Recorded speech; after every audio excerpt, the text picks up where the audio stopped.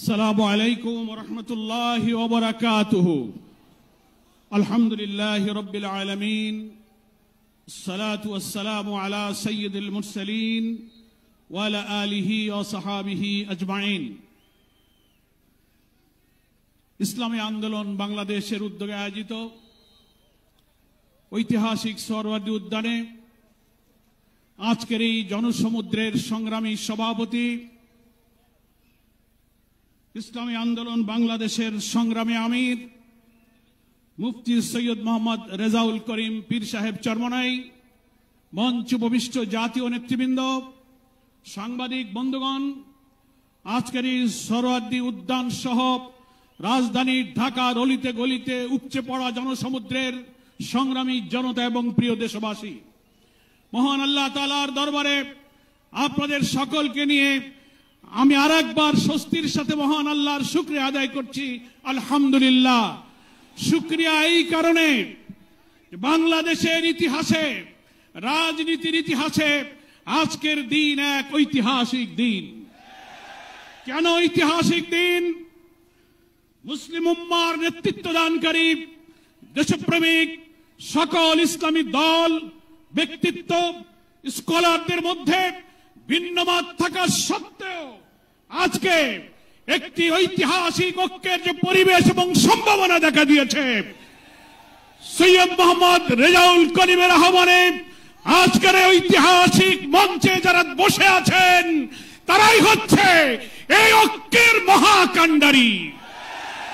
সংগ্রামী ভাইরা আমার, আজকে নেতৃবৃন্দের উপস্থিতি এবং পীর সাহেবের সংগ্রামী ভূমিকায় তিনি আজকে নতুন ইতিহাসের স্রষ্টা হয়ে ইতিহাসে তার নাম স্বর্ণাক্ষরে লেখা থাকবে। সংগ্রামী দেশবাসী ভাইরা, আমি অন্তর্বর্তীকালীন সরকারের প্রধান প্রফেসর ডক্টর মোহাম্মদ ইউনূস আপনাকে বলতে চাই, আপনিও ন্যাশনাল কনসেনসাস কমিশন যেটা হয়েছে তারও আপনি চেয়ারম্যান, তার কো চেয়ারম্যান করা হয়েছে প্রফেসর ডক্টর আলী রিয়াজকে।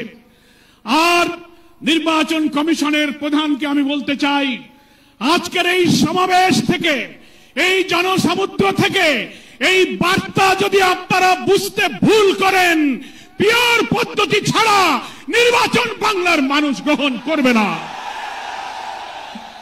আমি প্রধান উপদেষ্টা, নির্বাচন কমিশনার সকলকে বলবো, আপনি জাতির উদ্দেশ্যে নিরপেক্ষ থাকার অঙ্গীকার করেছেন। আপনার অঙ্গীকারের প্রতি আপনি সাবধান থাকবেন। আপনার কোন কোন ভূমিকায় জাতির মধ্যে কিন্তু সংশয় তৈরি হয়েছে। পরিষ্কার বলতে চাই, আপনি সোজা থাকবেন। আমরা আমাদের জন্য, কোন দলের জন্য আপনার পক্ষপাতিত্ব চাই না।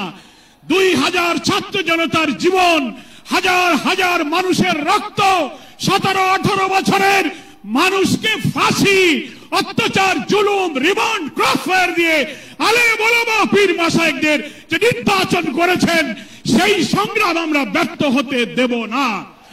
ফলে আপনাকে অবশ্যই জাতির যে দাবি উচ্চকিত হয়েছে, নির্বাচনের লেভেল প্লেইং ফিল্ড আপনাকে নিশ্চিত করতে হবে। আপনি জাতির কাছে, জাতির উদ্দেশ্যে ভাষণে একটা কথা বলবেন, being a head of the government একটা কথা বলবেন, রাষ্ট্রীয় টেলিভিশনে একটা কথা বলবেন, কোন একটা দলের কাছে আলোচনায় গিয়ে সে কথা আপনি ভুলে যাবেন, এটা নিরপেক্ষতা ভঙ্গ হয়েছে। আপনাকে বলতে যে আপনি সোজা থাকুন। রাজনৈতিক সংলাপে আপনি দোষ করেননি, বৈঠক করার অধিকার সবার আছে, কিন্তু আপনি এক জায়গায় কথা বলে মত পরিবর্তন করবেন কেন? আপনাকে জাতির সামনে আসতে হবে, সকল দলের সাথে বসে আপনি বলবেন যে ভাই আমাদের এই অসুবিধা, আসুন আমরা সবাই মিলে এইটাই করি, আমরা রাজি আছি। কিন্তু আপনার এই ভূমিকায় প্রশ্ন তৈরি হয়েছে, আগামী 8-10 মাস পরে যদি নির্বাচন হয় আপনি সোজা থাকবেন কিনা? আপনাকে এই 8 মাসে নিরপেক্ষতার প্রমাণ আপনাকে দিতে হবে।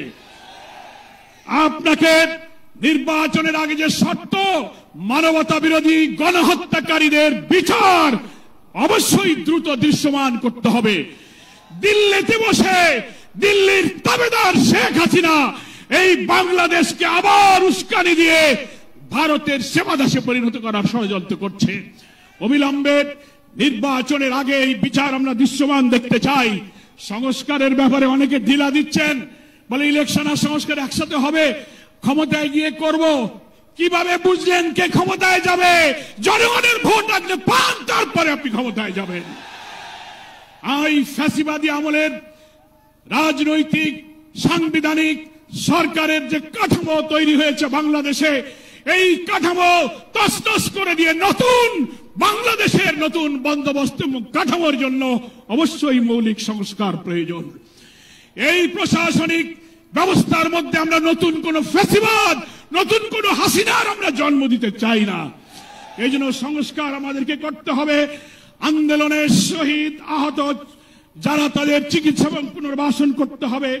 প্রবাসী 1,10,00,000 ভোটার, তাদেরকে ভোটাধিকারের ব্যাপারে আপনাকে নিশ্চিত করতে হবে। স্থানীয় সরকার নির্বাচন আগে দিতে হবে।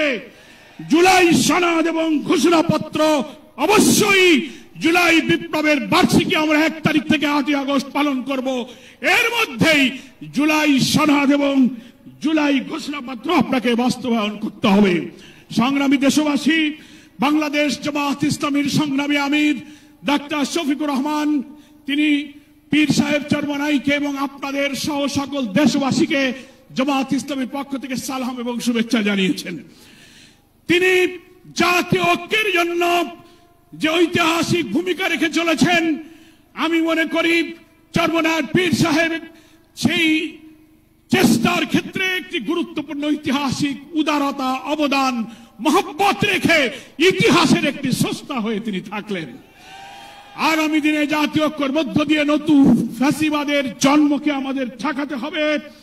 আমরা এই ঐক্যের পেছনে চরমনাইয়ের পীর সাহেবের যে উদারতা, যে আন্তরিকতা, যে মহব্বত, তার মাধ্যমে তিনি যে গুরুত্বপূর্ণ ভূমিকা পালন করেছেন, আমরা দেখতে পাচ্ছি ইতিমধ্যেই বাংলাদেশের গ্রামে গঞ্জে, শহরে, নগরে, বন্দরে ওলামায়ে কেরাম, মুসলিম উম্মাহর নেতৃত্বদানকারী জনগণের এই ঐক্যের পরিবেশ দেখে, আজকে এক মঞ্চে দেখে গ্রামে গ্রামে ঐক্যের জোয়ার শুরু হয়েছে। আসুন ভেদাভেদ, ভিন্নমত পরিহার করে মুসলিম জাতি সত্তা মূল্যবোধ রক্ষার জন্য আল্লাহ তাআলার দ্বীনকে পার্লামেন্টে নিয়ে ন্যায় বিচার, সুশাসন, বৈষম্যহীন এক নতুন সমৃদ্ধ মানবিক বাংলাদেশ গড়ার জন্য আমরা ঐক্যবদ্ধ থাকব। সকলকে ধন্যবাদ। বাংলাদেশ জিন্দাবাদ।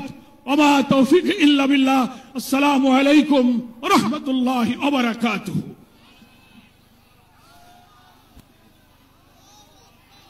সকলের হাতের হাত পাখা এবং পতাকা